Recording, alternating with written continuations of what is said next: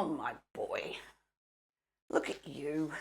Hi, welcome back to the channel. My name is Sharon and this is Rare Roots of Joy, a channel for plant parents. And I'd just like to say thank you everybody who has subscribed in the last few weeks. I have been having an amazing time doing these videos for you.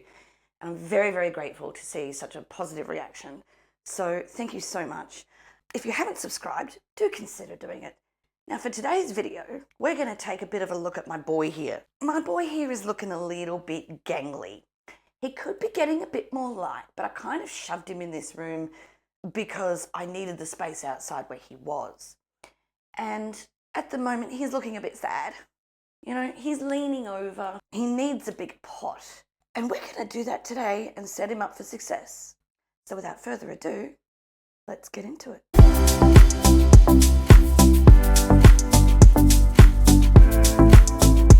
Everybody's favourite houseplant. I'm pretty sure that this is probably everybody's favourite houseplant, and it's very easy to see why. They're very, very hardy plants, and they're just beautiful. I mean, look at these fenestrations. He hasn't even got his big boy leaves yet. So if you have a Monstera who looks a little bit, you know, like he's a bit tippy, because this is pretty tippy, and he's just not looking fantastic, and you want to sort of give him a new lease of life, that's what we're really going to cover today. We're going to take our lovely Monstera here out of his 17 centimetre terracotta pot, and we're going to give him a new home. We're going to put him in a bigger pot, and we're going to give him a moss pole. So we're going to give him something to climb. And that is going to set him up for success for the next couple of years. So other signs that he needs repotting is that some of his leaves are starting to go a bit yellow. Now, that's normal when it's the oldest leaves. But some of these other leaves that are not as old are also starting to look a bit chlorotic, or, you know, they're starting to go yellow. They're not looking as good. Also, I have photos from when this guy was originally put into this pot, and he was significantly smaller. He's done a lot of growing. We've got a lot of aerial roots.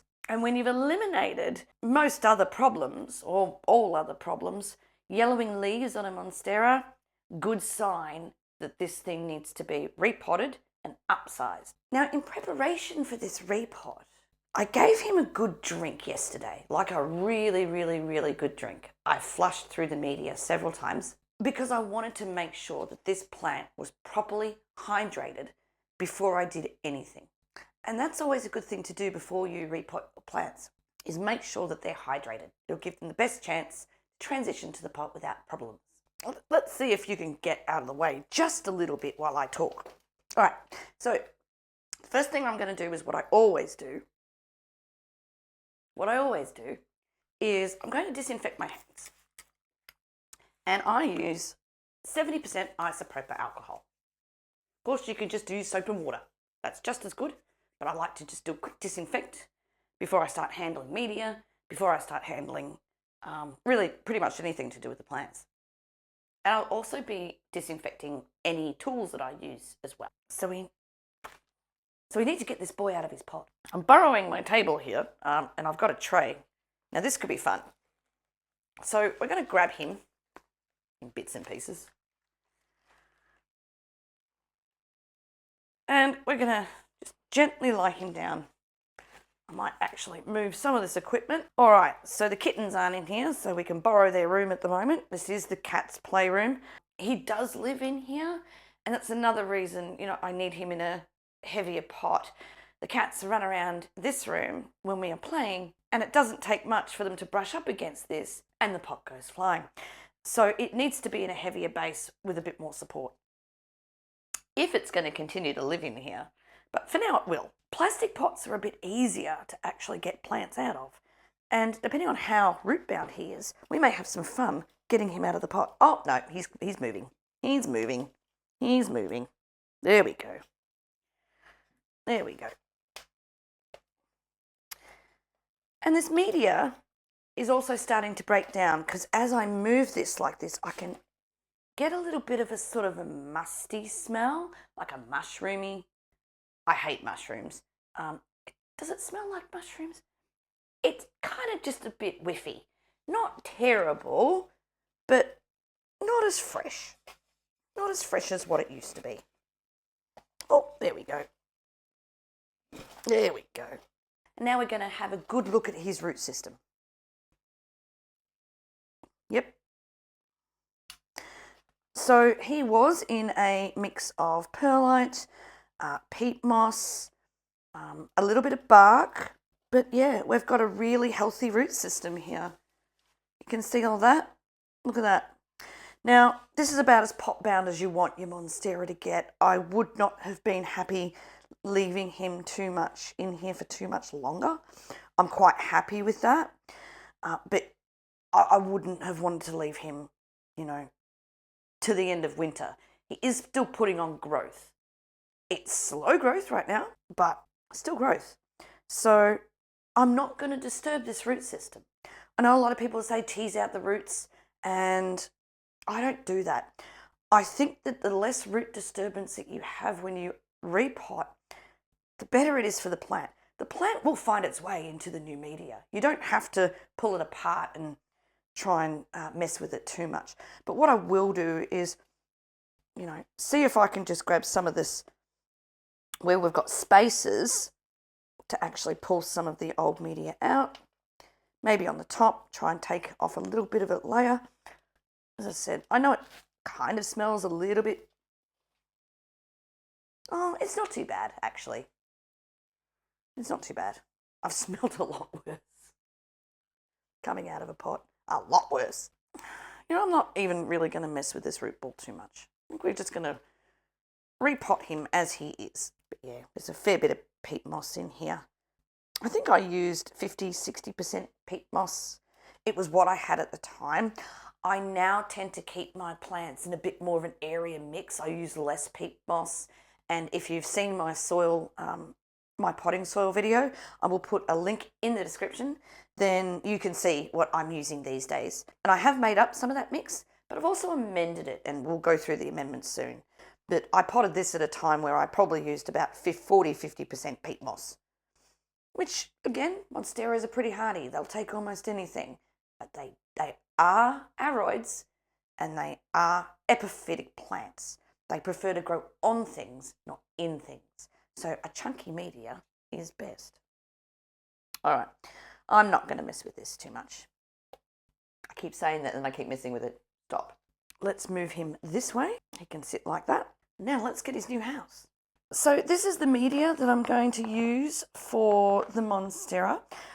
So this is essentially large bark, small bark, probably more medium-sized bark. It's not really large. Coco coir, there's worm castings, and there's perlite. And I've also, because I've got some lying around, I've got some horticultural charcoal. So I have thrown that in there as well. Mixed all of that up together. And this is what we're going to use for our boy today. So a very slightly different sort of media than what he had. There is no peat moss in here. I try to avoid using peat moss as much as possible. It's not a sustainable resource, and I only use it when I really have to. So we've got our media and we have our pot. Now this pot is larger than the one he came out of, which you would expect when you're up potting. But this is a bit larger than what I would normally recommend one goes to when taking it out of a 17 centimetre terracotta pot. But there is a reason for this. We're putting him on a moss pole. So we're actually putting the moss pole in. Now I've got a bit of crocking for the very bottom of the pot. There is one decent sized hole down there. But we're then going to put a moss pole in the centre of it, and then we're going to put in our plant. And it just occurred to me that I might have to disturb this root ball a little bit more. Otherwise, we're not going to get the moss pole in, but we'll see. Let me grab the moss pole. This is our moss pole. Now, these are sold on rarerootsofjoy.com.au if you're in Australia. Unfortunately, because of the organics in it, I can't send it to the non-quarantine states. Unfortunately, I would love to sell this to you guys. I really would, but not allowed. So you can buy these, and when you first get them, you'll notice that it has paper at the bottom and the top. I've already removed the one from the top. We just removed the one from the bottom, and we wet it down. Once it's hydrated, it's ready to go. These are almost a metre tall. What's going to happen is that this is going to give the plant some structure and something to hold on to. If you have any questions about the moss poles, you can, jump on the website. There's a contact form on there. Feel free to ask questions or pop a comment below. Now, I haven't decided, will we put it at the back or we put it in the center? I usually always put these in the center, but I'm thinking maybe in this case, and this is the back because it's actually got a join, I might be tempted to put it towards the back. That might mean I might be able to put that in the front, and we can still stake it the way we want. But the first thing is, we need some media. A nice chunky media that we can start putting in. And I'm moving it towards the front because I want to be able to put the pole in. Now, the thing with these moss poles is we want to put media in the bottom. So where there's the gap, we shove all the media in there, like so. And then sit it where we want. I'm going to move the media around so it's even around the bottom. I'm sorry, I know you probably can't see this. In fact, I know you can't see this. But I need to hold the pole, and now I need to hold the plant. So we're going to see how we do putting this straight in. Oh, we might have some success.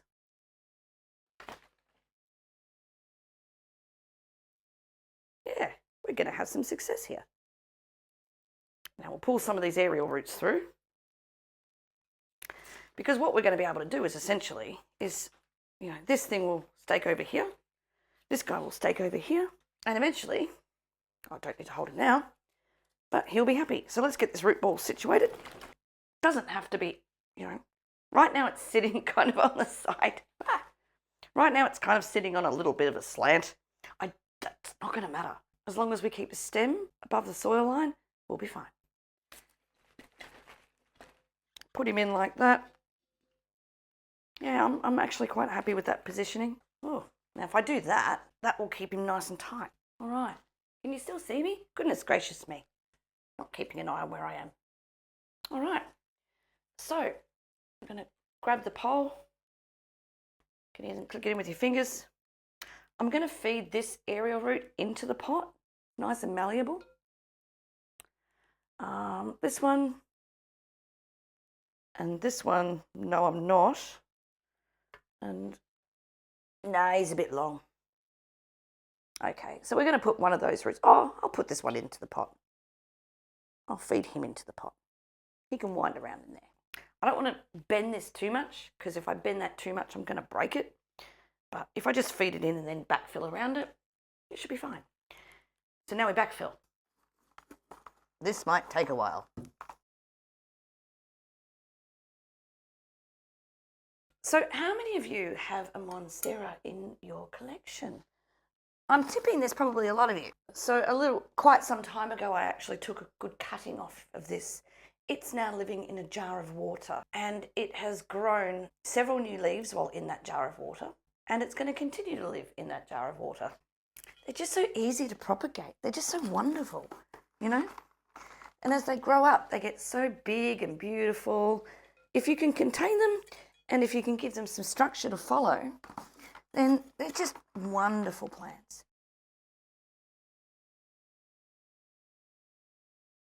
I mean, a few air gaps is okay. A couple, not really massively big ones. Not a good idea. If you want to make it look nice, if you don't like the look of the perlite, and let's be honest, who does? We can top dress. So make sure you stop a little bit short and just put a layer of bark on top. It's a nice finish. You won't see the perlite. Actually, someone did mention in a comment that what they were noticing is perlite was rising to the top of their pot. That does happen. Usually if you are watering and you saturate the pot, like put a lot of water in quickly, that perlite will rise to the surface because it's very, very light in comparison to the rest of the other ingredients in the media. To prevent that, just go a little bit gentler on the watering. Don't saturate the pot. Turn the tap down, so to speak. Just go a little bit more slowly. Same amount of water, just a little bit more slowly. And the perlite is more likely to stay in its current position for longer. But yes, perlite does rise to the surface. That is a known problem.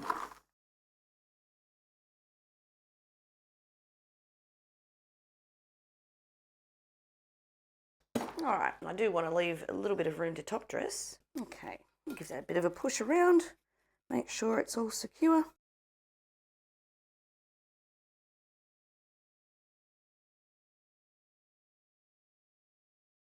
So now I'm just going to get some string. And what we're going to do is we're going to secure these two vines here. We're going to secure this to the stake.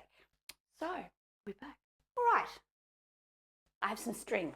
So I'm going to come around this side. Hopefully I'm still in shot. And I'm going to have a bit of a look here just to see exactly where I want. New growth is coming up from these on this vine, these leaves. Its two newest leaves. And its latest aerial root, that's the one I put back into the pot. And really what I want to do, just to push him out of the way for a minute, is I want to try and secure this here, because that is where the next nodes will come from. And then they will root into here, into the moss pole.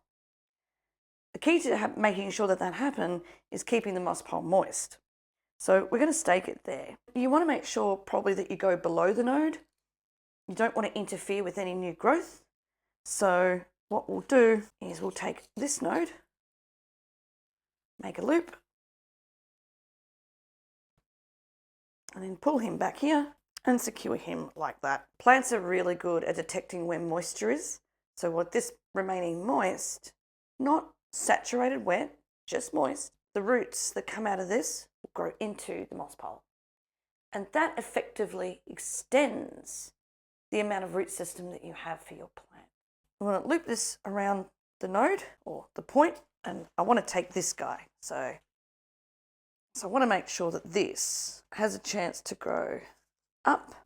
This guy here, not sure if you can see that, but this here, that point there, is the latest growth point. Further leaves will come from up here. Now it's starting to harden off, but I'm not going to be able to twist this around and actually push it against the moss pole. But what I can do is actually go under the node and under that area root, and I don't really need to push it against the moss pole, because what I just want to do is just secure it.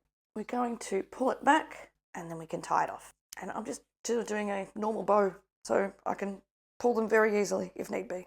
Take this leaf off because it's on its way out. It's not looking fantastic. And just because I don't believe I disinfected these before I started, there we go. That's the way we wanted it. Always pays to come around the front and have a look. And you can make the adjustments as you see fit. Take off the little tails that I don't need. Cut them off. Neaten it up a little bit. Now how's she looking? And there's probably one more bit of support that I want to give this. And it has to do with around there. That's looking better. Much better. So thank you everyone for joining me while we repot this lovely boy onto his new moss pole and his new home. I think he looks much better than what he did before. Hopefully you do too. And if you do, give us a like, consider subscribing, and we'll see you in the next one. Bye.